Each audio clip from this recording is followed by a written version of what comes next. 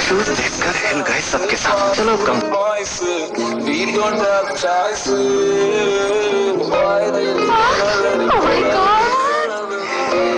आज तो पूरी क्लास मुझे ही देखेगी। ये क्रोम हॉर्स ब्रांड की नई कलेक्शन है ना? पांचों उंगलियों में ही क्रोम हार्ट्स की ओरिजिनल रिंग्स है। थोड़ी पीछे की होगी, मेरी तो नजर ही नहीं हटी, तो कुछ भी कर सकता यार। लिमिटेड एडिशन है, बहुत पैसे दिए होंगे। मुझे केक मिल जाए तो जान भी हो जाए। सिर्फ रिंग्स ही नहीं, घड़ी भी लिमिटेड एडिशन, कम से कम 200 मिलियन वॉन की होगी। ये घड़ी पॉप स्टार डीजी के पहनने के बाद फेमस हुई थी।